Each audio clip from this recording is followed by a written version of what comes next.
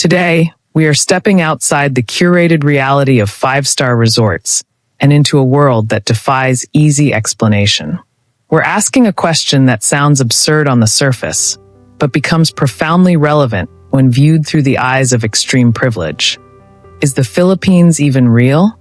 To answer this, we are following the unprecedented semi-secret journey of Sheikh Tariq Al-Fayed, a man whose net worth rivals the GDP of small nations, as he leaves his gilded cage in Dubai for the chaotic, vibrant heart of Southeast Asia. This isn't a travel vlog, it's a collision of worlds. Before we dive into Tariq's journey, I want to know where you are experiencing this story from. Drop a comment below and tell me your city and country. I read every single one. Now buckle up. We are heading to Manila. Sheikh Tariq Al-Fayed exists in a world categorized by friction-free living. In his penthouse atop one of Dubai's sleekest towers, the temperature is always a perfect 21 degrees Celsius. The air is scented with imported oud, and the windows are tinted to turn the scorching Arabian sun into a gentle ambient glow. He is a man who has grown weary of perfection. His life is a series of transactions, acquisitions, and perfectly curated experiences that feel increasingly hollow. The idea for the Philippines didn't come from a travel brochure. It came from a viral video showing children playing basketball in knee-deep floodwaters in Manila, laughing with an unrestrained joy that Tariq realized he hadn't felt in decades. It was a raw, unfiltered reality that seemed alien to his existence. On a whim that terrified his personal assistants, he ordered his private Gulfstream readied. He didn't want the polished tour. He wanted to see if that raw energy was actually real. The flight over the South China Sea is smooth, silent, and utterly isolating. Tariq sips an espresso that costs more than a typical Filipino worker's weekly wage, looking down at the endless expanse of blue. He travels with a minimal entourage. Just as head of security, Kasim, a stoic ex-Special Forces operative whose job is to wrap Tariq in an invisible shield of safety, and his personal assistant, Layla, who manages the logistics of his complex life via 3 encrypted smartphones. They are accustomed to seamless transitions, from jet to limousine to penthouse. Tariq has specifically requested that they bypass the usual helicopter transfer to the hotel. He wants to drive. He wants to be on the ground. Kasim disapproves silently, his eyes scanning threat assessments on his tablet, but Tariq is adamant. He feels a strange tightening in his chest, a mix of anxiety and adrenaline that he hasn't experienced since his first major business deal years ago. Landing in Manila is a physical assault on the senses, even inside the VIP hangar. As the cabin door opens, the humidity rushes in like a physical presence, thick, heavy, and smelling of damp earth, aviation fuel, and distant charcoal smoke. It clings to Tariq's tailored Italian suit immediately. They transfer quickly into an armored black SUV, part of a 3-car convoy that looks menacingly out of place. As they merge onto the Ninoy Aquino elevated highway, the reality of the city begins to unfold. It is not the manicured sterility of Singapore or the neon canyons of Tokyo. Manila is an organic, sprawling organism of concrete and steel that seems to be growing uncontrollably. The traffic is instantaneous, a dense river of vehicles moving with a chaotic logic that baffles Tariq. Jeepneys, painted in riotous colors and chrome, jostle with motorcycles carrying entire families, weaving inches from the bumper of his multi-million-dollar vehicle. From behind the blast-proof glass, Tariq watches the cityscape morph rapidly. They pass gleaming glass towers that reflect the intense tropical sun, structures that wouldn't look out of place in Dubai's financial district. This is Makati, the central business hub, a bubble of air-conditioned order. Yet just beneath the elevated highways, shadowed by these corporate monoliths, life explodes in a density Tariq cannot comprehend. He sees vendors pushing wooden carts laden with coconuts, people waiting in endless lines for buses, and tangles of electrical wires overhead that look like black spaghetti against the sky. It is a vertical collision of the first and third worlds, existing not just side by side, but stacked on top of each other. He feels an uncomfortable sense of voyeurism, watching millions of lives unfold in the heat while he sits in climate-controlled silence. The sheer scale of the humanity pressing in on the road is overwhelming, inducing a mild claustrophobia in a man used to vast, empty spaces. They arrive at their hotel in Bonifacio Global City, or BGC. This area is a fortress of affluence with wide, clean sidewalks, high-end boutiques, and perfectly manicured parks. It feels bizarrely familiar to Tariq, almost like a simulation of a Western city dropped into the tropics. His penthouse suite offers a panoramic view of the metro area, stretching towards Manila Bay. It is luxurious, impeccable, and utterly boring. Tariq stands on the balcony, looking past the boundaries of BGC towards the horizon where the city lights are beginning to twinkle in the dusk. He didn't fly thousands of miles to sit in another ivory tower. He calls for Layla. "Cancel the dinner reservation at the hotel restaurant," he says, his voice firm. "Find me a local guide. Someone real. Not a corporate handler. I want to go to Tondo tomorrow morning." Layla hesitates, knowing Tondo's reputation as one of Manila's densest and poorest districts, but she knows better than to argue. The next morning, the guide awaits them in the lobby. Her name is Isabella, a diminutive woman in her late 20s with sun-weathered skin and eyes that seem far older than the rest of her. She wears jeans and a simple t-shirt, standing in stark contrast to the hotel's marble interior. She seems unimpressed by Tariq's wealth, greeting him with a polite but firm handshake. Kasim is immediately suspicious, flanking Tariq closely. "Sir," Isabella says, her English flawless but accented with the cadence of the streets. "If you want to see Tondo, we cannot take your convoy. It's too big, it attracts too much attention, and frankly, it's insulting. We take one normal van. And your security needs to dress down." Tariq agrees immediately, to Kasim's visible dismay. Stripped of his suit and his armored shell, wearing a simple polo shirt, Tariq feels naked. They board a nondescript Toyota van and head north, leaving the manicured lawns of BGC behind. The journey to Tondo is a descent into sensory overload. As the roads narrow, the density of people increases exponentially. The air becomes thicker with the smell of street food frying, exhaust fumes, and the underlying scent of the nearby port. They have to abandon the van as the streets become alleyways too narrow for four wheels. Tariq steps out into the heat, immediately swallowed by the crowd. Kasim is practically vibrating with tension, his hand hovering near his concealed weapon. But Isabella navigates the chaos with practiced ease. She leads them deeper into a maze of shanties built from plywood, corrugated metal, and tarpaulins, stacked precariously along narrow canals that run black with stagnant water. Tariq has seen poverty on the news, he has donated millions to charities, but he has never smelled it, never felt the oppressive heat radiating from tin roofs inches above his head, never looked it directly in the eye. Yet, what shocks Tariq the most is not the squalor, but the vibrancy of life within it. He expects misery, but he encounters a relentless, aggressive happiness. Children run through the narrow alleys, shrieking with laughter, playing with makeshift toys. Women wash clothes in basins outside their doorways, shouting conversations across the path. Men play chess on makeshift tables, shirtless in the heat, slamming pieces down with theatrical flair. Everyone looks at Tariq, this tall, out-of-place Arab man, but the gazes aren't hostile, they are curious, amused. Why are they smiling? Tariq asks Isabella quietly, genuinely confused. They have nothing. Isabella stops and looks at him. They don't have nothing, Sheikh. They have each other. They have community. Here, if you fall, 10 hands reach out to catch you. Can you say the same about your tower in Dubai? The question hangs in the hot air, silencing Tariq. He realizes how incredibly lonely his perfection is.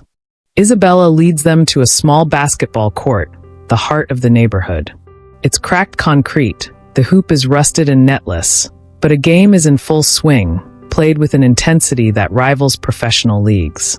Tariq watches, mesmerized by the athleticism and the sheer joy of the players. A stray ball rolls towards his expensive sneakers. He picks it up. The game stops. A dozen pairs of eyes look at him. On an impulse, Instead of tossing it back, Tariq takes a clumsy dribble and shoots. The form is terrible, but the ball banks off the makeshift backboard and goes in. The court erupts in cheers and laughter. Suddenly, the billionaire is just another guy on the court. For the next hour, Tariq Al-Fayed, sweating profusely, plays basketball in the slums of Tondo. He is terrible, winded, and happier than he has been in years. Kasim watches from the sidelines, his hand finally relaxing away from his weapon, bewildered by the sight of his employer high-fiving laughing locals. Leaving Tondo that afternoon is jarring. The transition back to the air-conditioned van, and then the luxurious hotel feels wrong, like putting on a tuxedo after swimming in the ocean. Tariq scrubs the grime of the city off in a marble shower, but he can't scrub away the images. The resilience of the people haunts him. That evening, he sits in the hotel bar, nursing a whiskey he doesn't want. The luxury around him now feels grotesque, offensive. The perfectly arranged flowers in the lobby seem like a mockery of the vibrant, chaotic life he just witnessed. He realizes that the Philippines is real in a way his life is not. His life is curated, their lives are survived.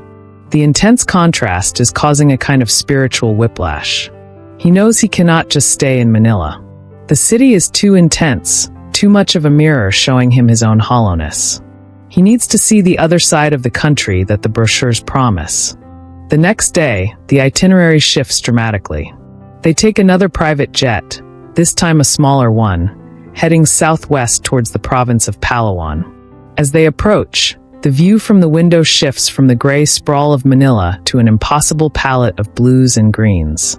Islands, hundreds of them, rise from the turquoise sea like limestone jagged teeth covered in dense jungle foliage.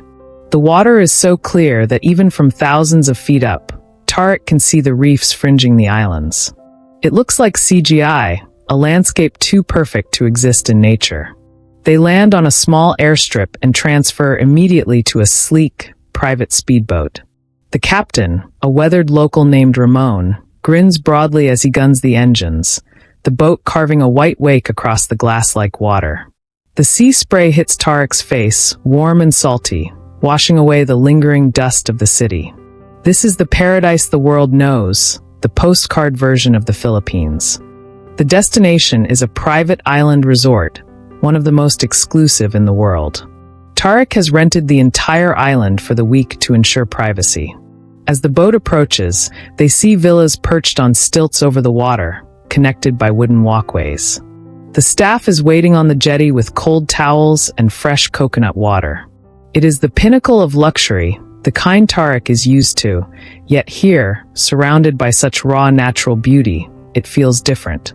It doesn't feel fortress-like. It feels integrated into the environment. Tariq walks into his massive villa, where a glass portion of the floor allows him to watch colorful fish swimming in the coral garden beneath his feet. He steps onto his private deck and looks out at the horizon. The silence is profound, broken only by the gentle lapping of water and the call of distant tropical birds. After the roar of Manila, this tranquility is almost unnerving. For 2 days, Tariq tries to relax. He gets massages, eats exquisite seafood prepared by a private chef, and swims in the infinity pool that seems to drop into the ocean. But the itch returns. The perfection is starting to chafe again. He remembers Isabella's words in Tondo about community. He is alone on a beautiful rock. On the third morning, he finds Ramon down at the jetty cleaning the boat. "Ramon," Tariq says, "take me somewhere not on the map. Somewhere the tourists don't go." Ramon looks at him, surprised. "Sir, you have the best spot in Palawan right here." Tariq shakes his head. "This is beautiful, but it's just another hotel. Show me where you live." Ramon hesitates, looking at Kasim, who is hovering nearby, but eventually nods. "Okay, Sheikh. But it's a long ride. And it's not like this." They take a smaller, rougher boat, an outrigger banca that slaps hard against the waves as they head out into the open Sulu Sea. They travel for hours, leaving the limestone karsts of the tourist areas behind, heading towards flatter, denser islands. The sun is brutal, beating down on the small canopy. Even Kasim looks uneasy at how far they are venturing from established support zones. Finally, they approach a small cove protected by mangroves. Stilt houses made of bamboo and nipa palm thatch are clustered along the shore. As they dock on a rickety wooden pier, the entire village comes out to watch. These are fishing folk, people whose lives are dictated by the tides and the seasons. There is no electricity grid here, only a few humming generators. The reception is cautious. They rarely see outsiders, let alone someone arriving in a boat that costs more than their entire village.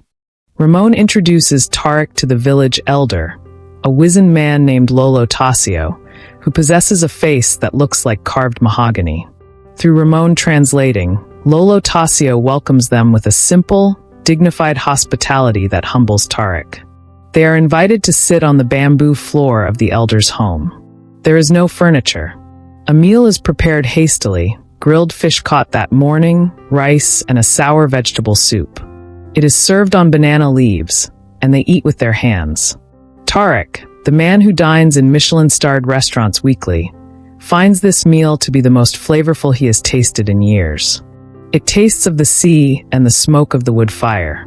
He watches the families around him eating together, sharing jokes, the children asleep on laps. The sense of community here is even stronger than in Tondo, stripped bare of all urban distractions. As evening approaches, the weather turns. The bright blue sky darkens rapidly with bruised purple clouds.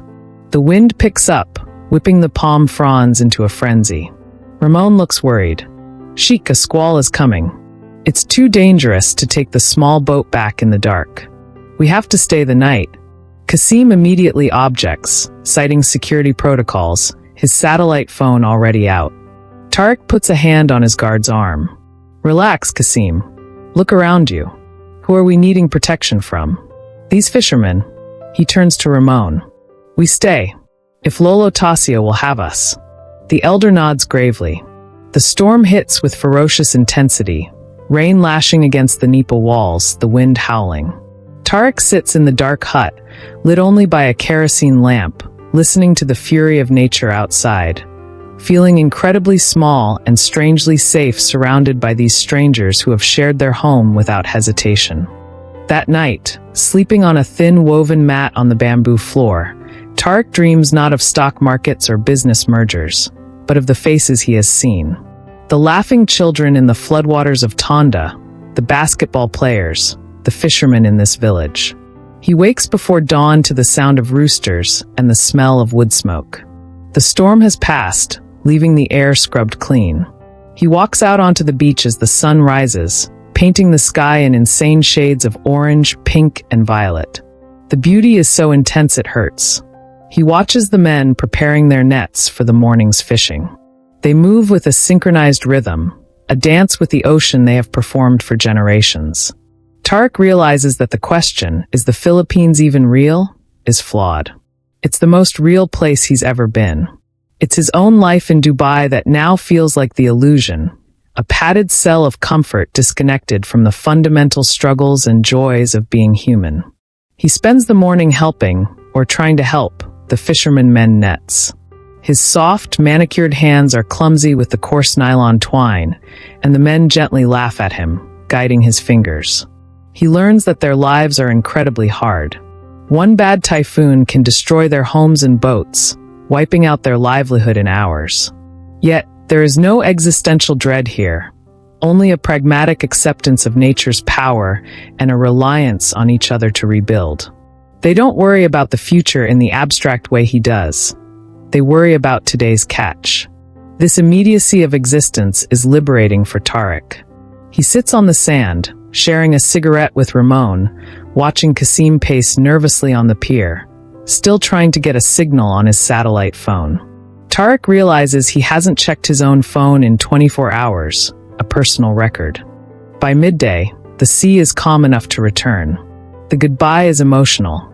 Tariq tries to give Lolo Tasio a stack of cash, enough to build 10 new boats, but the old man refuses. Money goes, Sheikh, Ramon translates, his voice thick with emotion. Friendship stays. You come back, we eat fish again. Tariq is stunned. In his world, everything has a price and everyone can be bought. This refusal of life-altering wealth is incomprehensible to him, yet deeply moving. He leaves the village with a profound sense of debt, not financial, but spiritual. The ride back to the luxury resort is quiet. The stunning scenery now looks different to him. He sees not just the beauty, but the fragile human lives existing within it. Back at the private island villa, the luxury feels even more alienating than before. The staff's obsequious service now grates on him. He sees the incredible gap between the $5,000 a night villa and the bamboo huts just a few hours away by boat. It's a chasm that defines the Philippines, a land of staggering, heartbreaking inequality existing amidst blinding natural beauty and indomitable human spirit. He spends his final night on the island sitting on the deck, staring at the stars which are so bright here they look like diamond dust smeared across the black sky. He thinks about his empire in Dubai, the endless meetings, the accumulation of wealth for wealth's sake. It all feels suddenly meaningless. He has been a master of his own universe, but here, he is just a visitor, a ghost passing through a reality much denser and more vibrant than his own. The flight back to Manila the next day is somber. Tariq has one more stop to make before he leaves the country. He has asked Layla to arrange a meeting with a local philanthropist who works in Tondo, someone Isabella recommended. He meets her in a small, cluttered office near the port. She is a fiery woman named Maria, skeptical of this billionaire's sudden interest. Tariq doesn't offer platitudes. He speaks about what he saw, the basketball game, the fishing village. "I don't want to just write a check and fly away," he tells her. "I want to build something sustainable. Schools, clinics, but run by the community, not by outsiders." Maria listens, her skepticism slowly thawing. They talk for hours, sketching out plans. For the first time in years, Tariq is using his business acumen not to acquire, but to build. He feels a renewed sense of purpose ignite within him. That evening, his last in the Philippines, Tariq decides to forego the hotel transport to the airport. He asks Kasim to hail a grab car, the local ride-sharing service. He sits in the back of a humble Toyota Vios, watching Manila slide by the window one last time. It's raining again, and the traffic is a snarled mess of red taillights reflecting on wet asphalt. The driver, a young man named Jose, apologizes for the traffic. Tariq just smiles. "It's okay," he says. "It's real." He looks out at the crowds of commuters huddled under umbrellas, patiently waiting, enduring the daily grind. He feels a deep respect for this city, this country that refuses to be defeated by its own challenges. The Philippines has chewed him up and spat him out, shattering his preconceptions and forcing him to look in the mirror. At the private terminal, his Gulfstream jet sits waiting, a gleaming silver bird ready to whisk him back to his climate-controlled reality. As he walks across the tarmac, the warm, humid air gives him one last embrace. He turns to Kasim and Layla at the bottom of the stairs. "Things are going to change when we get back," he announces. They exchange a look. They've heard this before after his spiritual trips to Bali or Peru. But looking in his eyes, they see something different this time. The usual sheen of boredom is gone, replaced by a quiet intensity. He hasn't found enlightenment, but he has found connection, and that is a powerful drug. The jet takes off, banking sharply over Manila Bay. Tariq looks down at the sprawling megacity, a tapestry of light stretching into the darkness. From up here, the inequalities blur. The mansions of Forbes Park merge with the shanties of Tondo, creating a single, pulsing organism of humanity. He realizes the absurdity of the question that brought him here. Is the Philippines even real? It is perhaps the most real place on Earth. It is a place where life is lived at its highest volume, where joy and sorrow coexist in uncomfortable proximity, where nature is both a benevolent provider and a destructive force. It doesn't hide its scars, it wears them openly, laughing while it bleeds. As the plane reaches cruising altitude and the cabin pressurizes, sealing out the world below, Tariq opens his laptop. He doesn't check stock prices. Instead, he pulls up the photos he took on his phone, something he rarely does. There is a blurry selfie of him sweating on the basketball court in Tondo, surrounded by grinning teenagers. There is a picture of the sunrise over the fishing village, and another of Lolo Tassio's weathered hands mending a net. These aren't just travel photos. They are evidence of a life lived outside the bubble. He looks at his own reflection in the dark screen. He looks the same, yet feels fundamentally altered. The friction-free life he left behind in Dubai now seems terrifyingly empty. The journey back to the Middle East is long, giving Tariq ample time to process. He knows that sustaining this feeling will be the hardest part. The gravity of his old life, the demands of his empire, will try to pull him back into the comfortable numbness. But he has made promises now, to Maria in Tondo, to Ramon in Palawan, and most importantly to himself. He touches the small bracelet on his wrist, a simple thing made of woven black twine that a child in the fishing village gave him. It looks ridiculous next to his $50,000 watch, but he knows which one holds more value. It is a physical anchor to the reality he experienced, a reminder not to forget. Landing in Dubai is a reverse culture shock. The airport is silent, gleaming, and efficient. The air is cool and sterile. The drive to his penthouse is on 12-lane highways lined with palm trees that are irrigated by hidden tubes. Everything is perfect. Everything is controlled. And everything feels dead. He walks into his penthouse, the view of the Burj Khalifa filling the floor-to-ceiling windows. It's magnificent, an architectural triumph, but it lacks the soul of that rickety bamboo pier in Palawan. He feels the familiar weight of isolation settling back onto his shoulders, but this time, he knows there is an antidote. He knows there is a world outside this glass tower that is messy, loud, difficult, and incredibly vibrant. Weeks pass. True to his word, Tariq begins the work with Maria. Funds are transferred, not as handouts, but as investments in community-led projects.